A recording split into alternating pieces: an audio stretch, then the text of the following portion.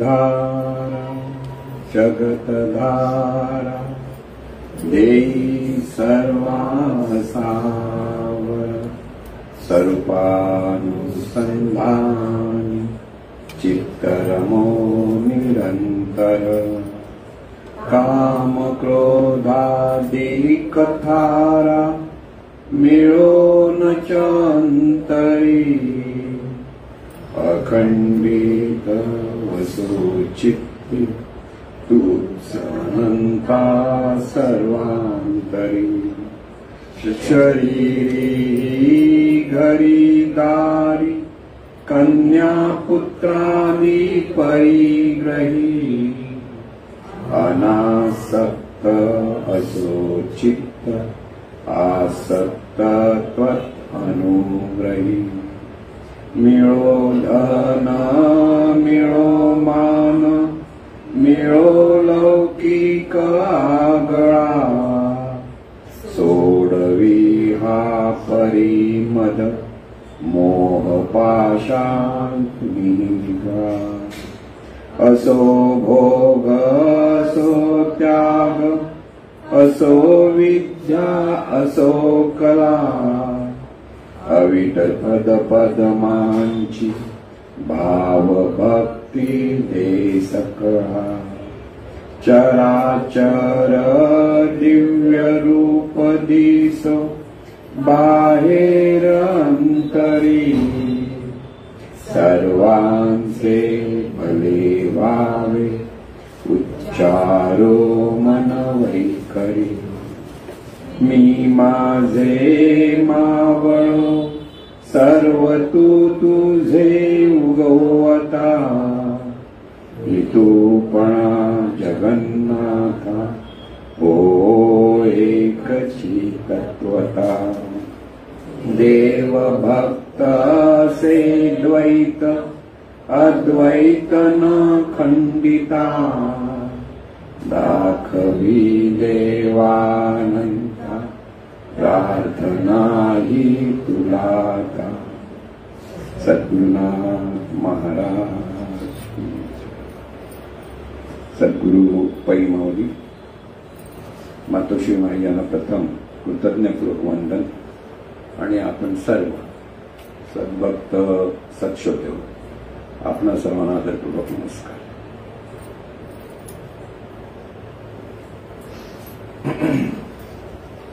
आजचा जो प्रश्न आहे खरी साधना याचा अर्थ संस्कार. मी आहे हा संस्कार कसा नाहीसा करायचा. देह नव्हे मी हा सरे उरला उरे विठ्ठल केवळ अनंत व्यापक चैतन्य.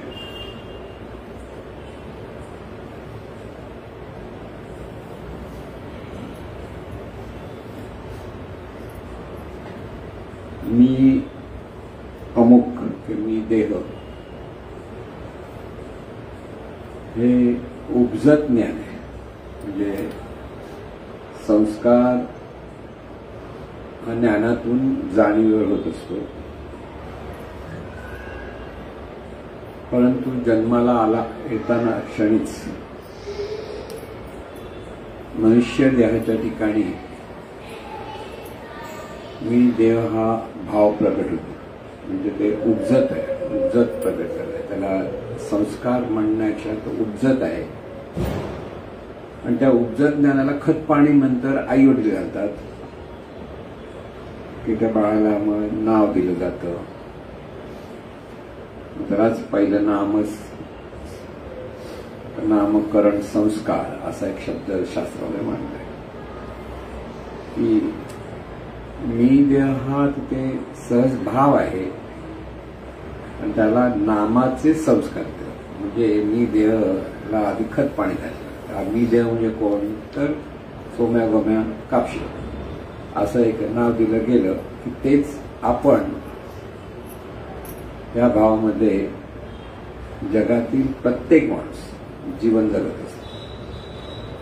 अनादी काळापासून एवढी माणसं निर्माण झाली, काही काळ राहिली, लयाला गेली, पण प्रत्येक मनुष्याच्या ठिकाणी मी देह किंवा देह म्हणजेच मी, आपलं अस्तित्व देहाच्या अपेक्षेत प्रत्येक माणूस धरून जीवन जगत असतो. म्हणजे हे उपजत ज्ञान असल्यामुळे, उपजताचे ज्ञानी म्हटलं ते उपजिताचे अज्ञानी, मी देह हा जो भाव आहे तो उपजतच अज्ञान प्राप्त झाला. आणि नंतर बाह्यांगाने त्या भावावरती हे अनेक नामाचे संस्कार, जातीचे संस्कार, धर्माचे संस्कार, आजूबाजूच्या समाजाचे संस्कार, जशी परिस्थिती असेल त्या परिस्थितीत जे जी लोक असेल त्यांचे संस्कार, असे निरनिराळ्या संस्कारातून हा देहभाव इतका घट्ट झालेला आहे की जे सत्य नाही ते सत्य वाटतं. म्हणजे प्रत्येकाला आपण मी अमुक आहे हे सत्य वाटतं.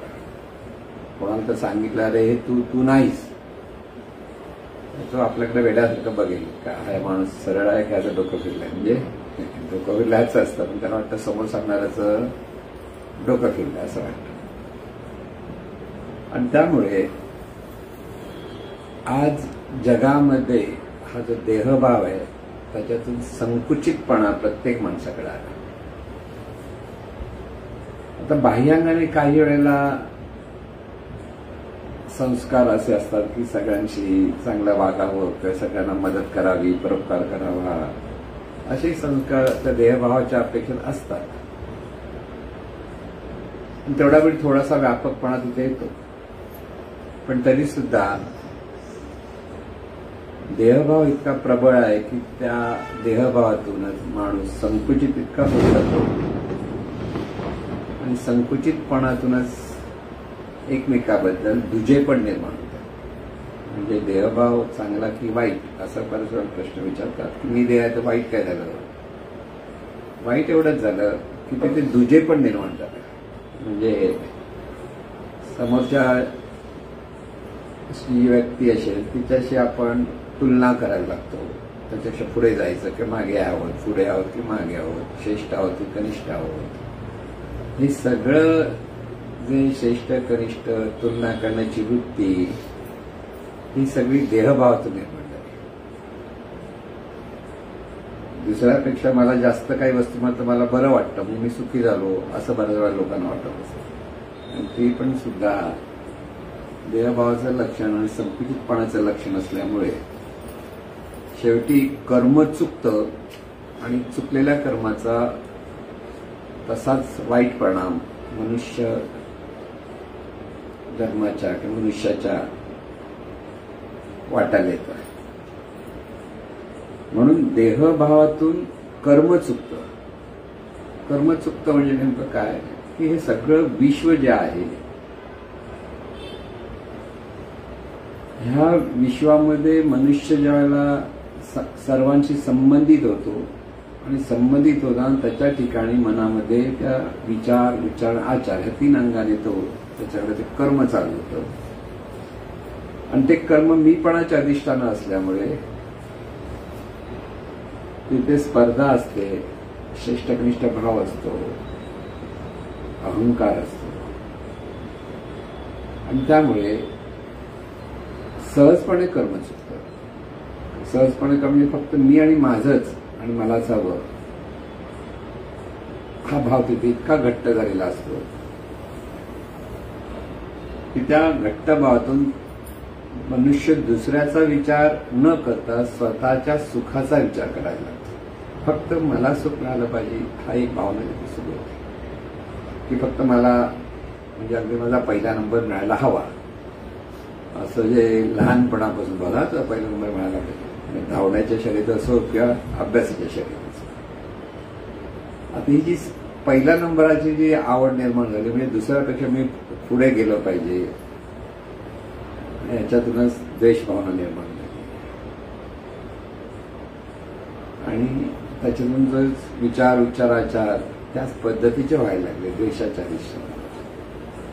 त्यामुळे वाईट परिणाम माणसाच्या जीवनात येतो. जगामध्ये आज भांडण तंटे का तर एकच कारण देहभाव.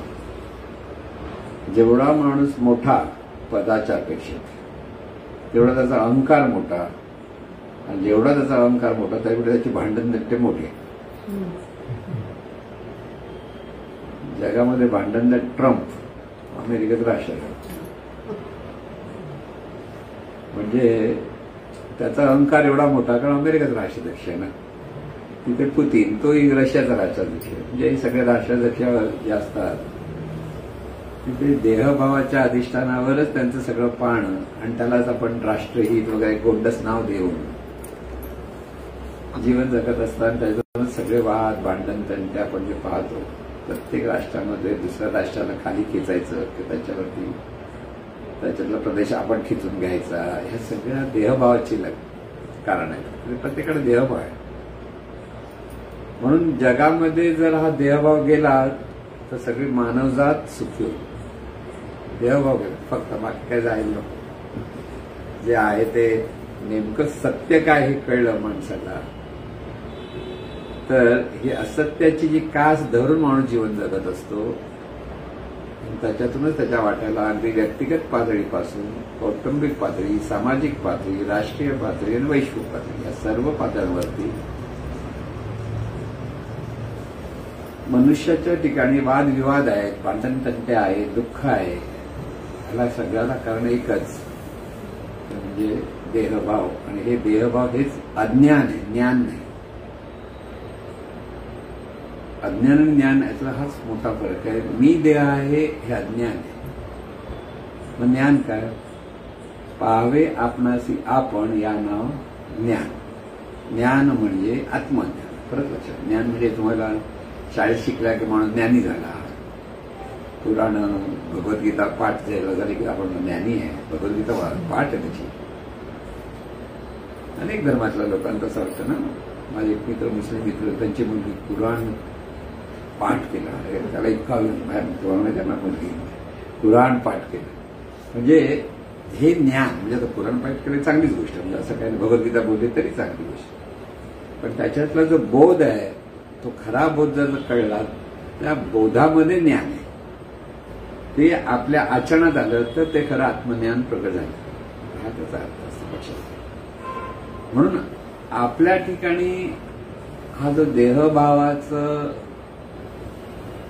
पहिलं बीज जन्मताच प्रकट झालं, त्याला खतपाणी घातलं आणि तो देहभाव म्हणून जगात प्रत्येक माणसाच्या ठिकाणी आज तो देहभाव नांदतोय. देहभावातून माणसं जीवन जगतात. म्हणून आपण एखादं चांगलं काम केलं तरी लोकांनी आपलं कौतुक करावं, कृतज्ञता व्यक्त केली पाहिजे असं माणसाला वाटतं. नाही केलं तर म्हणतात काय माणसात कृतज्ञ आहेत म्हणतात. काहीच आपल्याला वाटतं नाही एवढं आम्ही यांच्यासाठी करतो आहोत. म्हणजे हे सहज येतं. म्हणजे याला काय असं का व्हावं नाही, हा देहभाव आहे. प्रत्येकाला वाटतं ना आपलं कौतुक व्हायला पाहिजे, आपण श्रेष्ठ आहे दाखवायचा प्रयत्न केला जातो. म्हणून ह्या सगळ्या भावना संकुचितपणा म्हणा की आपल्यापुरती पाहण्याची जी सवय लागलेली आहे आणि त्याच्यातून जीवन जगण्याची सवय लागलेली आहे, ह्या सगळ्या ज्या दुर्भावना आहेत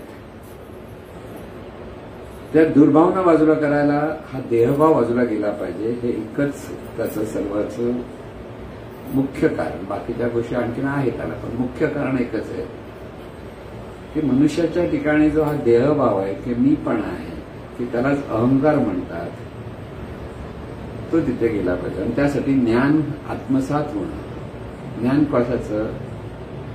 मी म्हणून जे मला वाटत असं ते मी कोण आहे हे ज्ञान तिथे प्रकट झालं. त्याला म्हणतात ज्ञान. बाकीचे ज्ञान आहे ती इतर विषयांबद्दलची ज्ञान आहेत. म्हणजे फिजिक्स, केमिस्ट्री, जॉग्रफी, अगदी मॅथमॅटिक्स वगैरे सगळं जे ज्ञान आहे ही बाह्य विषयांच्या संदर्भातले नाव. आणि फक्त ज्ञान ज्याला म्हणतात ते आत्मज्ञान. त्याचे संस्कार मनुष्याच्या जाणीवेवर व्हायला पाहिजे. संस्कार कोणते व्हायला पाहिजे? मी कोण आहे हे साधी गोष्ट प्रत्येकाला कळली पाहिजे. आता ह्यासाठी एकमेव उपाय म्हणजे सद्गुरूंना शरण. खरे सद्गुरू भेटले पाहिजेत जे आत्मज्ञानी, खरे म्हणजे जे आत्मज्ञानी आहेत, ज्यांना हे आत्मज्ञान सहज ज्यांच्याकडे प्रगट आहे असे सद्गुरू जेव्हा एखाद्या मनुष्याला भेटतात ती त्याची पूर्वजन्माची पुण्याई असं म्हटलं जातं. सद्गुरू सहज कोणतरी भेटत नाही. ज्याच्याकडे पूर्वजन्माची पुण्याई आहे तो सद्गुरूंच्या कक्षेत येतो. कारण हे ज्ञान अत्यंत पवित्र आहे, अत्यंत मंगलमय आहे. जीवन आनंदाने जगण्यासाठी या ज्ञानाची नितांत आवश्यकता आहे प्रत्येक माणसाला. पण ते ज्ञान प्राप्त होण्यासाठी पूर्वपुण्याई लागते आणि पूर्वपुण्याईतून सद्गुरू भेटावा लागतो. सद्गुरू ज्या वेळेला हे ज्ञान सत्शिष्याला देतात तोच खरा अनुग्रह असतो. खरा अनुग्रह तो असतो की तू कोण आहेस हे जेव्हा सद्गुरू त्यांच्या जवळ आलेल्या शिष्याला समजावून सांगतात. पहिलं समजावून सांगायला लागतं शब्दाने. शब्दाने हे ज्ञान द्यावं लागतं की तू कोण आहेस. मग तू कोण आहे सांगत असताना हा देह परिवर्तनशील आहे हे सांगावं लागतं. की तू लहान होता तेवढा देह केवढा होता, नंतर तो आणखीन जरासा मोठा झाला, 5-10 वर्षाचा तो देह केवढा झाला, 16 वर्षाचा झाला तो आणखीन तो देह किती उंच वाढला, कसा जाड झाला, तो काही असं. हा देह सतत बदलतोय. मग 25 वर्षाचा, मग 30 वर्षाचा, मग 50 वर्षाचा, 60 वर्षाचा बघितलं की या देहामधलं हे सगळे परिवर्तन पाहिलं आणि एक दिवस हा देह लय पावणार आहे. हे जर 16 वर्षाच्या मुलाला सांगितलं तर बिचारा हातबल होऊन जाईल पहिलाच. नाही का कोणत्याही माणसाला म्हणा तू जाणार आहेस, संपला तुझा वेळ. म्हटलं की देहभाव इतका घट्ट असतो की पोटात गोळा येतो. अरे बापरे मी जाणार म्हणजे काय, कुठे जाणार, कसा जाणार, असे प्रश्न पडतात. पण इथे देह परिवर्तनशील आहे. देह म्हणजे सत्य नव्हे हे सांगतात. देह परिवर्तनशील म्हणजे तो सतत नाही जाणार. आता सत्य आहे, आता तू अनुभवतो सत्य आहे. पण सत्य म्हणजे काय, जे सतत आहे, आज आहे, उद्या आहे, अनेक वर्षानंतर सुद्धा ते आहे असं जे असेल ते तुझं आपलं, त्याला सत्य ज्ञान म्हणतात. आत्मज्ञान हे सत्य ज्ञान आहे. हे सतत जे आहे त्याचं ज्ञान. त्यामुळे जसं देह परिवर्तनशील आहे तसं आजूबाजूची सगळे जे जे निर्माण झालेलं आहे विश्वामध्ये त्या सगळ्या गोष्टी ह्या परिवर्तनशील आहेत. तिथे परमनंट काय हा प्रश्न. तिथे म्हणजे सतत काय आहे, तर तिथे सतत जे आहे त्या वस्तूचं ज्ञान सद्गुरू देतात. म्हणजे हे सतत जे आपलं अस्तित्व आहे, खरं अस्तित्व प्रत्येकाचं, त्या अस्तित्वाचं ज्ञान सद्गुरू सत्शिष्याला देतात. त्या अस्तित्वाला नाव दिलं जातं आत्मा असं एक नाव दिलं जातं, किंवा ब्रह्म असं नाव दिलं जातं, किंवा चैतन्य असं नाव. म्हणजे जे सतत आहे ते जे सतत आहे त्याच्या अधिष्ठानावर हे सगळं विश्व आहे. जे सतत आहे त्याच्या अधिष्ठानावर हा देह आहे. जे सत्य आहे त्याच्या अधिष्ठान आपण मी अमुक आहे तमुक आहे जे बोलतो ते आहे. ते अधिष्ठानाच्या वरती आहे. ते अधिष्ठान काय आहे आपल्या जीवनाचं ते प्रत्येक मनुष्याला पहिल्यांदा शब्दाने समजावं लागतं. कारण ते समजलं पाहिजे, कळत नुसतं सांगून होत नाही. म्हणून ग्रंथ वाचून ग्रंथी सुटत नाही. सांगितलं ते सद्गुरूच लागतो ग्रंथी सुटवायला. कारण हे ज्ञान पुन्हा पुन्हा सांगावं लागतं. एकदा सांगून दोनदा सांगून ते होत नाही. कारण देहभाव इतका घट्ट आहे, मुळं इतकी आतमध्ये गेलेली आहे की तो काढावं म्हटलं ते काढता येत नाही. तर ते विशिष्ट पद्धतीच्या अभ्यासातूनच त्याचं निर्मूलन हळूहळू होतं. परत लक्षात, पटकन होत नाही. चटकन आला काहीतरी चमत्कार झाला आणि पटकन हे सगळं ज्ञान आत्मसात झालं असं होत नाही. हे ज्ञान प्रथम सद्गुरूंकडे ऐकताना प्रथम ते कळत सुद्धा नाही. खरं सांगायचं इतकी बुद्धी संकुचित झालेली असते की देहभावाच्या पलीकडे दुसरं काय आहे असं सर्वसाधारण माणसाला वाटतच नाही. पण देहभावाच्या पलीकडे आपलं सुंदरसं जीवन आहे हे ज्या मनुष्याला कळतं तो साधक असतो. तो सद्गुरूंना शरण जाऊन पुन्हा पुन्हा सद्गुरूंच्या संगतीत राहून स्वतःची जीवनाची गती बदलण्याचा प्रयत्न करत असतो खरा साधक. आणि त्यामुळे आपलं जे अस्तित्व आहे त्यालाच आपण चैतन्य स्वरूप म्हणतो. वेदकाळामध्ये त्याला ब्रह्म म्हटलं गेलं. शब्द फक्त नावं वेगळे, काही संस्कृत शब्द आहे ब्रह्म. संतांनी चैतन्य म्हणून त्याचा स्वीकार केलेला आहे. त्याच्या अगोदर मधल्या काळामध्ये त्याला आत्मतत्वही म्हटलं जातं. म्हणजे आहे वस्तू एकच. वस्तू एक काय की जे आपलं सतत शाश्वत अस्तित्व आहे. ते अस्तित्व नेमकं काय आहे हे प्रत्येक मनुष्याला समजलं पाहिजे. ते जर समजलं तर देहभाव म्हणजे ते समजल्यानंतर पुन्हा अभ्यासा करावाच लागतो. ते संस्कार अंतर्मनात मुरवायचे आहेत. परत लक्षात ठेवायचं जे ज्ञान सद्गुरूंनी सांगितलेलं आहे ते ज्ञान साधकाला आत्मसात करावं लागतं. त्यासाठी पुन्हा पुन्हा त्याचं चिंतन करावं लागतं. म्हणून त्याला चिंतन साधना आपण म्हणतो. चिंतन साधना, एकांत साधना, लोकांत साधना म्हणजे सतत या चैतन्य स्वरूपातूनच जीवन जगायचं आहे हे सत्य लक्षात आलं पाहिजे. म्हणजे चैतन्य स्वरूप म्हणजे नेमकं काय असे प्रश्न अनेक पडतात. नुसतं चैतन्य शब्द म्हटलं की कळलं का? काही कळलं नाही. आत्मा म्हटलं कळलं, काही कळलं नाही. ब्रह्म म्हटलं कळलं, काही कळलं नाही. कारण मी देह आहे हेच बघतो आणि मी देह आहे मग मी ब्रह्म आहे म्हणतो. देहभाव असा लबाड आहे की तो इतका फसवतो माणसाला की आपलं कळतं नाही, आपण अजून अडकलेलोच आहोत त्याच्यात. कारण मीच ब्रह्म आहे म्हणतो, मीच आत्मा आहे म्हणतो, मीच चैतन्य म्हणतो. पण म्हणजे नेमकं काय? देहभावातला हा मी स्वतःला फक्त बेगडी रूप देत बसतो आणि खरा तो देहभाव तसा खेचलेला असतो, जातच नाही. आणि म्हणून खऱ्या सद्गुरूंची सतत साथ आपल्याला घ्यावी लागते. त्यांच्या ज्ञानाचे संस्कार आपल्याला करावे. म्हणजे संस्कार कोणते करायचे की सद्गुरूंच्याकडून ह्या ज्ञानाचे संस्कार पुन्हा पुन्हा घ्यावे लागतात. पण जीवन आपलं अनेक अंगाने नटलेलं आहे आणि ह्या अनेक अंगाने नटताना शरीराची रचनाच अशी आहे की सगळी ज्ञानेंद्रिय ही बाह्य रूपाला सामोरी आहे, सन्मुख आहे.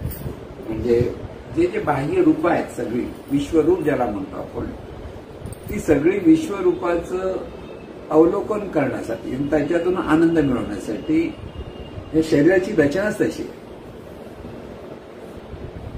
की तिथे ते सतत बाह्य विषयांकडे सन्मुख असतं आणि त्या बाह्य विषयाशी संबंधित होण्याचा ते प्रयत्न करत असतं.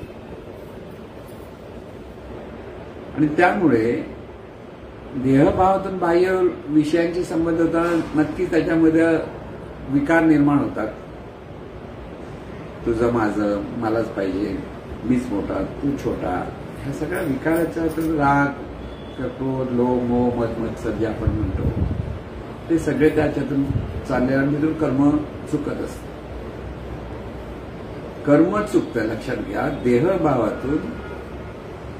देहभावाच्या अधिष्ठानावर असलेले विचार विचाराचार हे कर्म आहे. आणि कर्माची दिशा चुकली की दुःख हे वाटायला येतच.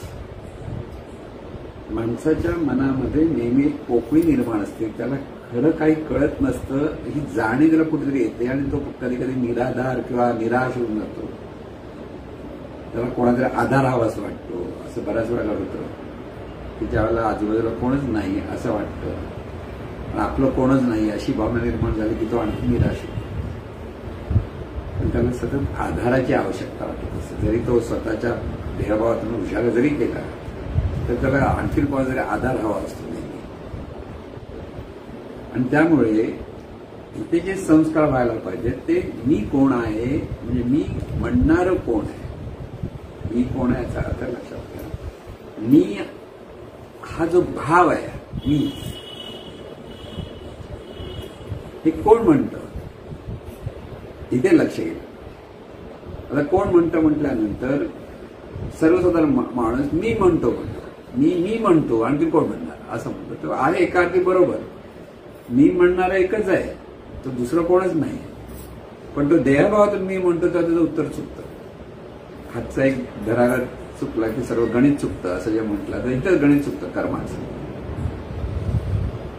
म्हणून मी हे जे स्फुरण आहे प्रत्येकाकडे, ते जे स्फुरण आहे त्या स्फुरणाकडे लक्ष गेलं पाहिजे की हे जे मी असं जे प्रत्येक माणसाला वाटतं ते नेमकं काय आहे. त्या स्फुरणालाच नाव दिलं चैतन्य. लक्षात घ्या. म्हणजे मी ही जी सुरुवात आहे जीवनाची, प्रत्येक माणसाचं दिवस उजाडला की तो मी सुरू होतो पटकन उठल्याबरोबर, आणि दिवसभर मी माझं मला ह्याच्यातच त्याचं सगळं गणित जीवनाची चालू असतात. जीवनचक्र तिथं चालू असतं आणि त्याच्यातनं सुटका करायची आहे परत. आणि म्हणून हे मी बाजूला झालं पाहिजे, माझं बाजूला झालं पाहिजे, मलाच हवं पाहिजे, हे सगळं बाजूला व्हायला पाहिजे. बाजूला करायचं कसं, तर तिथे आहे ते सर्व चैतन्य स्वरूपाचं आहे. परंतु चैतन्य स्वरूप कळत नाही त्याला काय म्हणायचं, आहे ते सर्व देवाचं. हा जो देव म्हणून शब्द वापरतो म्हणजे दिव्य, दिव्य ह्या मूळ जो धातू आहे त्याच्यातून देव हा शब्द वापरला जातो. म्हणजे आहे ते सर्व ह्या दिव्य स्वरूपाचं आहे, म्हणजेच देवाचं आहे. लक्षात, चैतन्य स्वरूप आपण म्हणतो ते चैतन्य स्वरूप मुळात दिव्य आहे, पण त्याच्यावर मीपणाचं आवरण घातल्यामुळे आपोआप घातलं गेलं. असं काही नाही कोणी घातलं, अज्ञानातून घातलं गेलं असंही म्हणू शकतो. त्यामुळे हे जे दिव्य स्वरूप आहे ते देहभावाच्या कोशामध्येच अडकलेलं आहे आणि त्याच्यातून त्याला मुक्त व्हायला, ते बाजूला व्हायला.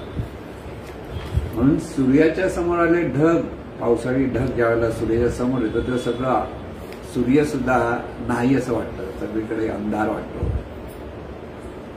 पण ज्यावेळेला ते ढग जराशे बाजूला झाले आणि सूर्याची जराशी किरण बाजूला आली की लगेच ऊन पडलं की बरं वाटतं म्हणतो आपण. तसं अभ्यासातून ह्या चैतन्य स्वरूपाची हळूहळू ओळख साधकाला व्हायला लागते. जराशी जराशी किरण ती जशी प्रकट होतात तसं हे ज्ञान कणाकणाने साधकाकडे हळूहळू जागृत व्हायला लागतं. आता ही जागृती येण्यासाठी सद्गुरूंना शरण जावं लागतं. म्हणून सद्गुरू वाचूनही सापडे नासू, धरावे ते पाय आधी आले. तिथे सद्गुरूंचा मोठेपणा देण्यासाठी नव्हे, तर तुझ्याकडे हे ज्ञान प्राप्त होण्यासाठी तुला पाय धरायचे. सद्गुरू छोटे आहेत की मोठे आहेत हाही भाग बाजूला कर.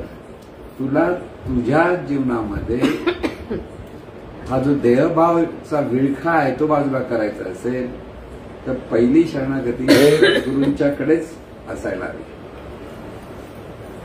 म्हणून तर कबीर म्हणतो ना, माझ्यासमोर जर देव आला समोर उभा राहिला आणि एका वेळेला सद्गुरू उभा राहिला तर मी पहिलं सद्गुरूंना नमस्कार करेन. का? कारण सद्गुरूंमुळे हा देव आहे कळतं ना, देव कळणार कुठे. आणि देव समोर उभा राहतो असंही खरं तसंही काही नाही, की इथे सद्गुरू हाच देव, हा भाव तिथे असावा लागतो. म्हणून जितकं सद्गुरूंच्या प्रती शरणागती प्रकट होते तिथे भक्ती प्रकट होते, तिथे प्रेम प्रकट होतं, तेव्हा साधकाला हळूहळू हा देहभाव कमी कमी व्हायला लागतो. सगळ्यात सोपा मार्ग हा भक्तीचा मार्ग आहे.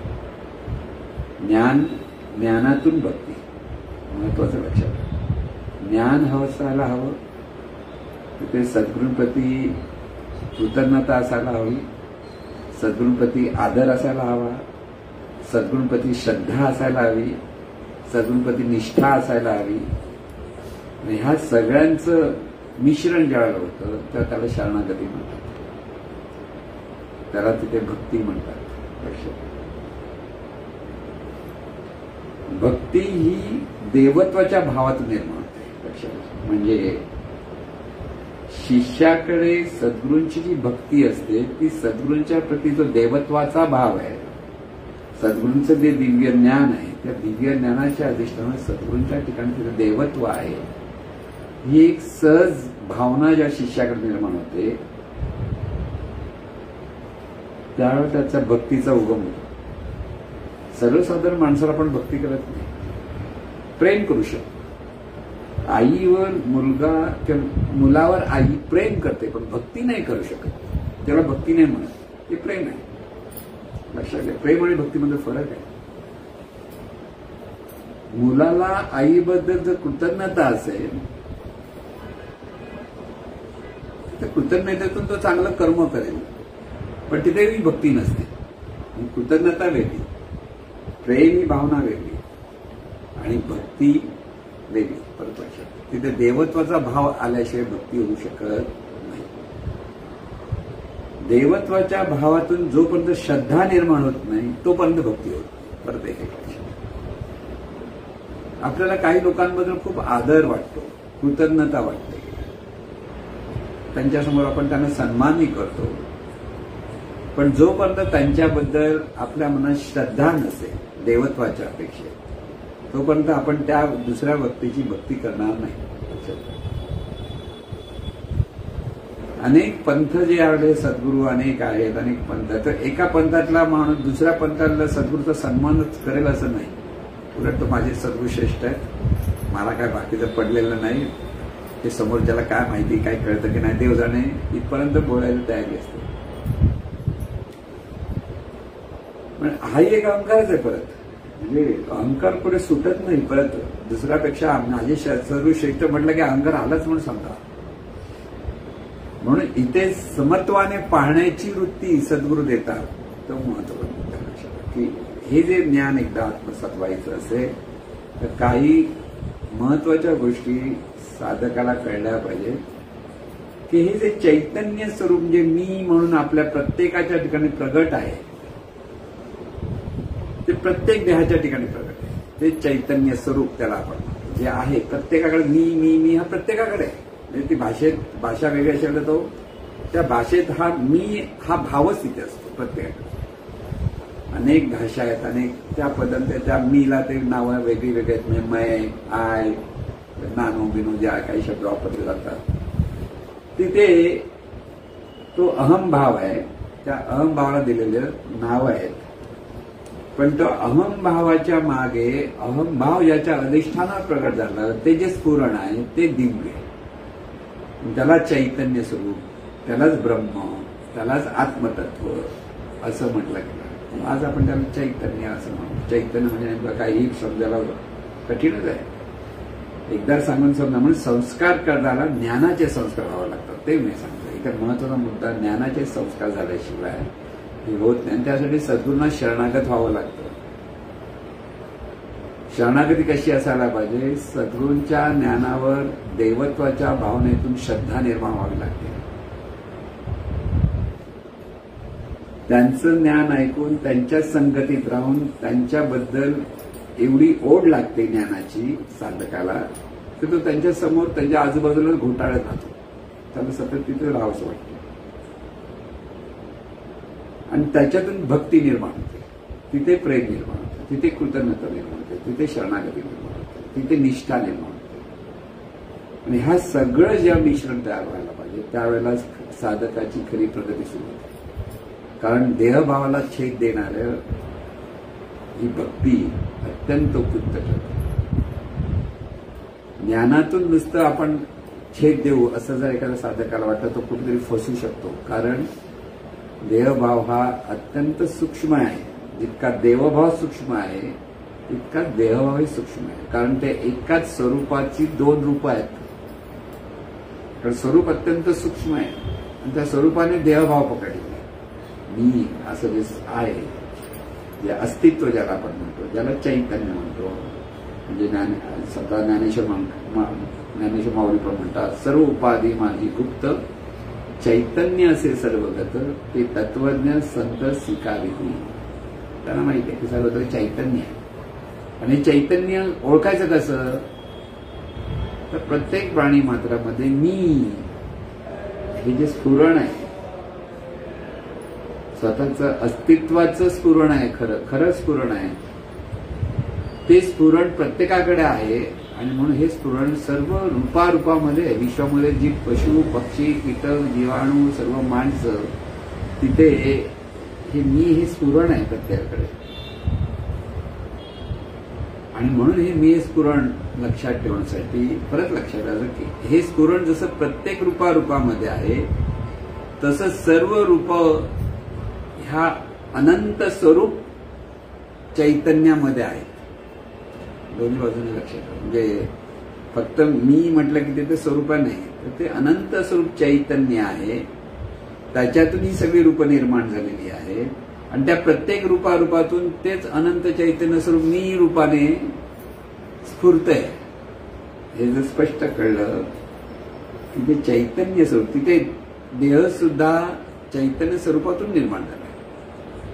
आणि देहातून मी म्हणणारं जे म्हणजे जाणणारं जे तत्व आहे तेही चैतन्य स्वरूपाचंच स्फुरण आहे.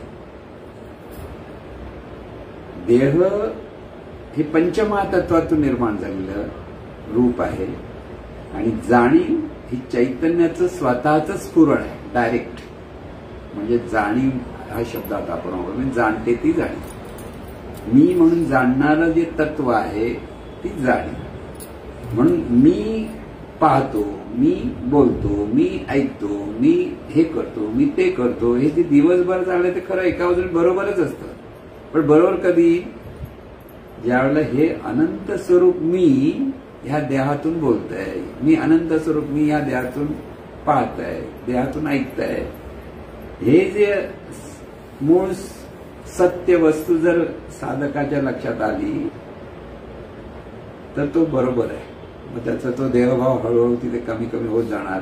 म्हणजे मनापासून त्याने जर तो प्रयत्न केला की हे सगळं चैतन्य स्वरूपाचं आहे, की जे स्फुरण मी म्हणतो त्याचं आहे, हे जर त्याच्या लक्षात आलं की त्याला देह सुद्धा प्रिय होतो, पण देहभाव त्याच्याकडे नसतो.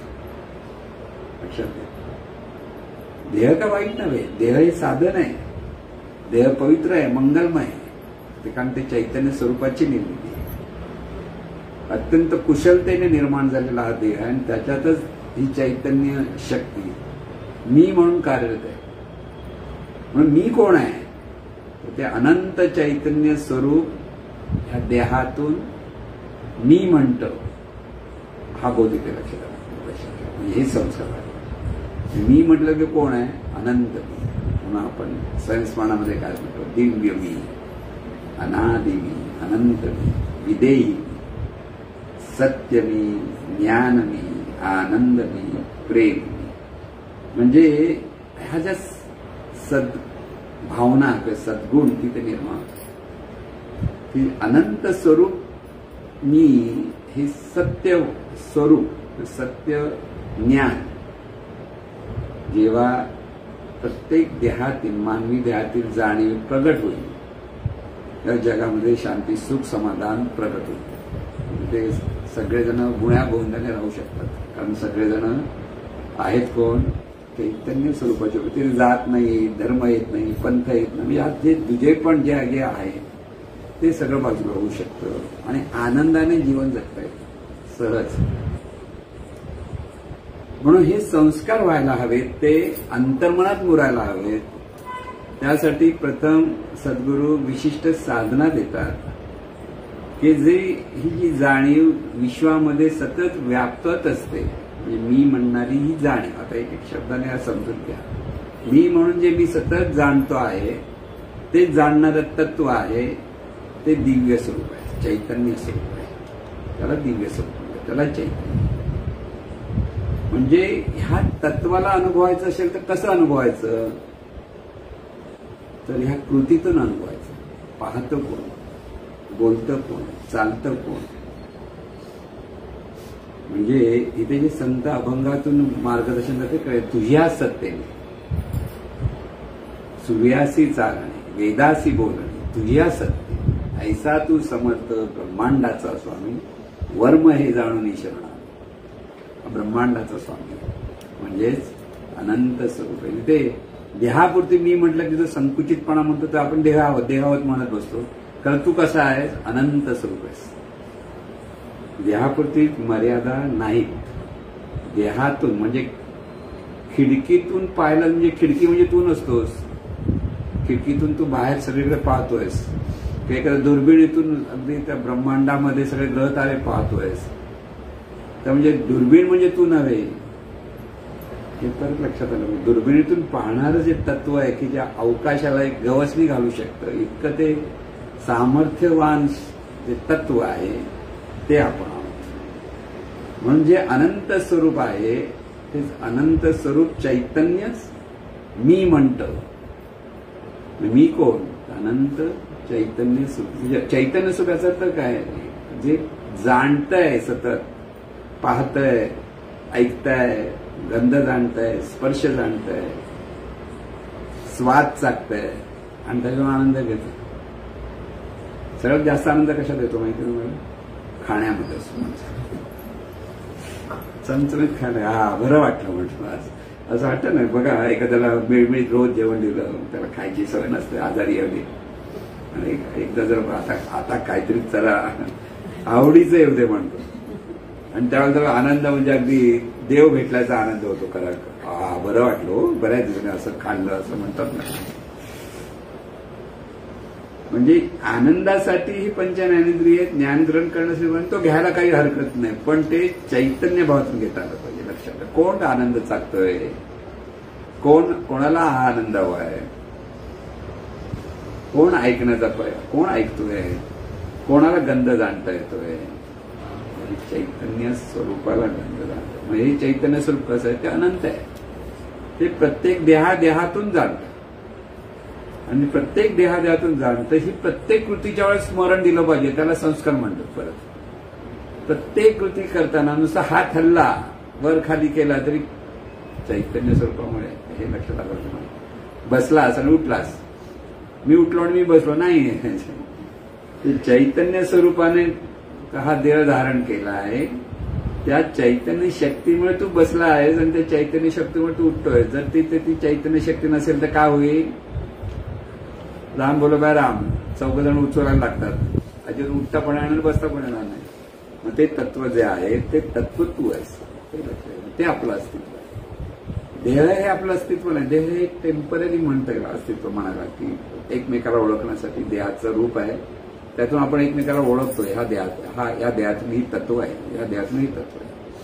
म्हणून एकच अनंत चैतन्य स्वरूप सर्व देहादेहातून प्रकट आहे.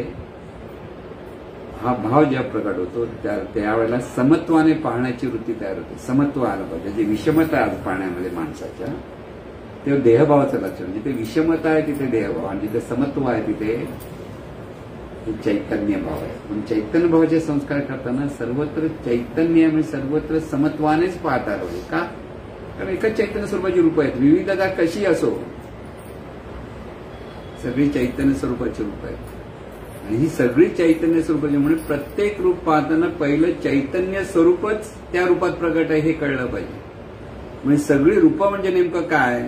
एक सद्गुरूंकडून ते समजून घ्यावं लागतं की विशिष्ट नियमाने नियमित होऊन जे हे चैतन्य जे अदृश्य अव्यक्त ते व्यक्त होतं, प्रगट होतं, त्याला रूप म्हणतात. दुसरं रूप काय? पाण्यातून लाट निर्माण झाली तर ज्याला आपण लाट म्हणतो ते मुळात काय? पाणी. तसं ही सगळी रूपं आहेत. त्या रूपं म्हणजे नेमकं काय? चैतन्य. हे पुन्हा पुन्हा स्वतःच्या ठिकाणी चिंतन केलं पाहिजे. चिंतन साधनं पुन्हा पुन्हा केल्याशिवाय हे अंतर्मनात मुरत नाही. कारण थोड्या वेळासाठी वाटतं, पटतं, हो हो म्हणतो आपण आणि परत थोडा विसरतो. का विसरतो म्हणण्यापेक्षा अंतर्मन आपली जुनी वाट सोडत नाही. अंतर्मनामध्ये देहभाव मुरलेला मूळ आतमध्ये म्हणजे अंतर्मनात गेलेले आहे. आणि ते अंतर्मनात म्हणजेच आपण जे आहोत ते आपलं खरं स्वरूप म्हणजेच अंतर्मन असतं. नेणीव स्वरूप ज्याला म्हणतो ते नेणीव स्वरूप खरं आपलं आहे. म्हणजे चैतन्य स्वरूप आहे, मुळात नेणीव स्वरूप आहे. शरीराच्या अपेक्षेत ते जाणीवपूर्वक जाणतं आणि ते ज्ञान ग्रहण करतं. मग ज्ञान ग्रहण करण्यासाठी शरीराची आवश्यकता आहे. जे संस्कार मिळवायचे असतात ते शरीर असतानाच होतात. शरीर बाजूला झालं की तिथे परत ज्ञान नवीन प्रगट होऊ शकत नाही. कारण ते नेहमी स्वरूपात ते ज्ञान ग्रहण करता येत नाही. त्यासाठी जाणीव रूपाने हे चैतन्य शरीराचा आधार घेऊन प्रगट होतं की पाहावे आपणास, म्हणजे ह्या चैतन्य स्वरूप स्वतःला विविध रूपाने विविध अंगाने पाहण्याचा प्रयत्न करताना आनंदच आहे, हा खरा त्याचा अर्थ असतो. म्हणून पाहण्यात आनंद आहे, ऐकण्यात आनंद आहे, गंध जाणण्यात आनंद आहे, कृतीमध्ये आनंद घेता आला पाहिजे. काय पाहिलं आणि मग मला आनंद झाला, आवडीचं पाहिलं की नावडीचं पाहिलं मग मी दुःखी होतो सुखी होतो, हे पाहण्याच्या ह्याच्यावर आपण कल्पना करतो. कल्पनेतून माणसं जीवन जगतात देहभावामुळे. ही चैतन्य स्वरूपाची कृती आहे, ते ह्या डोळ्यातून पाहताय, ह्या पाहण्यातला आनंद आपल्याला घेता आला पाहिजे, ऐकण्यातला आनंद घेता आला पाहिजे, बोलण्यातला आनंद घेता आला पाहिजे, चालण्यातला आनंद घेता. प्रत्येक कृतीमध्ये ही चैतन्य स्वरूपाचा संस्कार व्हायला पाहिजे, लक्षात ठेवा. तिथे संस्कार होणार आणि त्या संस्कारासाठी सद्गुरूंप्रती भक्ती असावी लागते. भक्तीमध्ये सर्व येतं. भक्तीमध्ये परत सांगितलं, लक्षात घ्या, भक्ती म्हणजे नुसतं देव देव देव देव करून साष्टांग नमस्कार घालत बसला म्हणजे भक्ती झाली नव्हे, ती टेम्पररी होते. जरासं मनाच्या झालं की चला त्यांच्यात काही खरं नाही, आपण दुसरं बघूया कोण परत होताना असं. बऱ्याच साधकांना वाटतं सद्गुरूंनी माझ्यासाठी सगळं केलं पाहिजे. तुम्ही बघा, मला माहित नाही म्हटलं, बोलायला पण हरकत नाही, पण त्यांच्यामुळे नाही होत म्हटलं की हे काय खरं नाही व्हायचं, चला आपण दुसरं शोधायला पाहिजे परत, असं पण. अरे शिष्याला सगळं सद्गुरूसाठी करायचं असतं, सद्गुरू शिष्यासाठी कशाला करायला पाहिजे. पण देहभावातलं प्रेम हे समोरच्याकडनं अपेक्षेने आग्रह करतच असतं.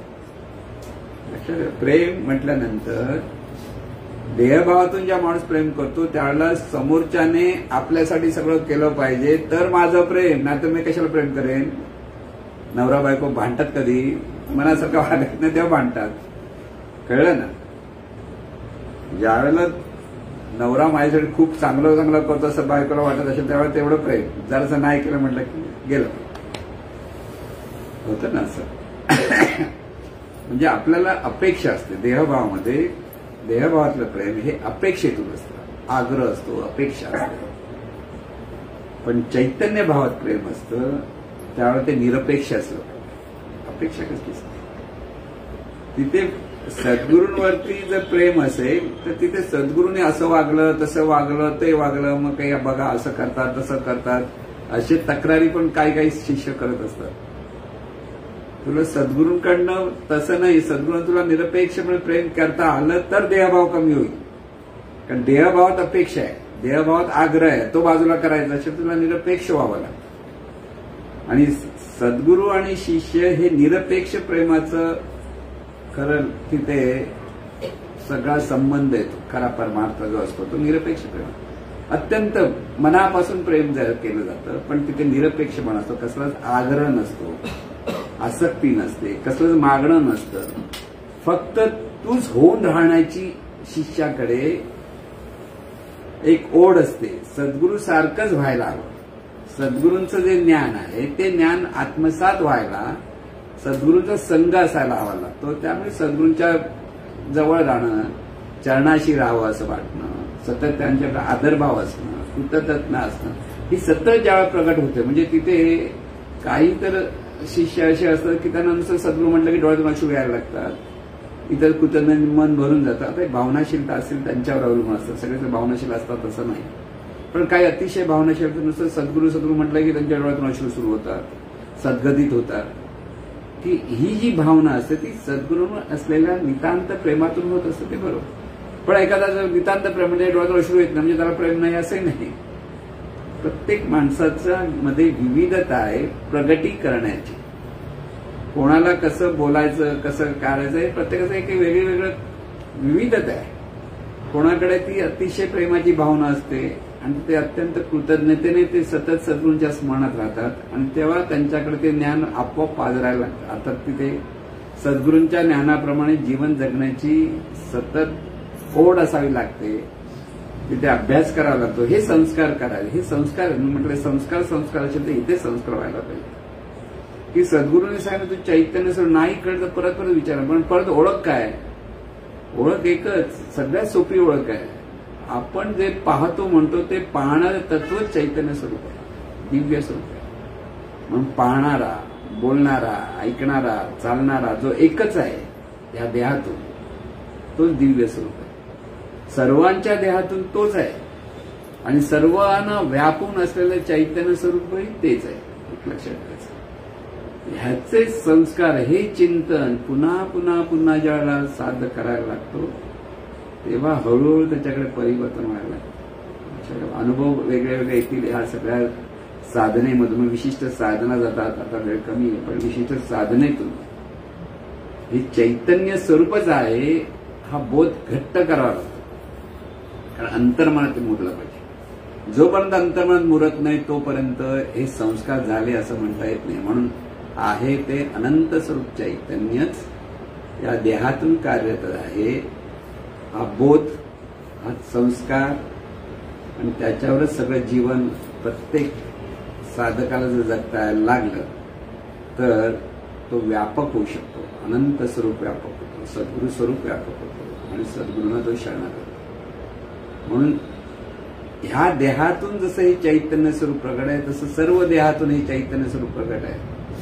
म्हणून सर्व उपाधी माझी गुप्त चैतन्य असे सर्वगत. हे जे संत जायचा अर्थ काय, त्यांना ते पक्क माहिती आहे की प्रत्येक देहातून हे एकच चैतन्य विविधतेने प्रगट आहे, विविध नियमातून प्रगट,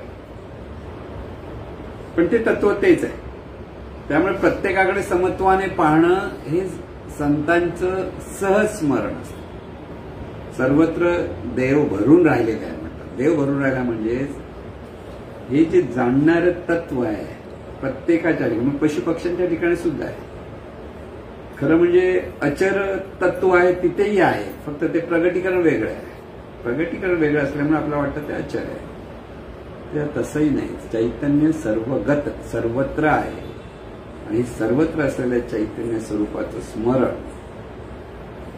पुन्हा पुन्हा स्वतःला देत राहणं आणि त्याच्यातून आचरण होणं हे जेव्हा व्हायला लागतं तेव्हा खरं परिवर्तन शिष्याच्या ठिकाणी होतं की सत्साधकाच्या ठिकाणी होतं.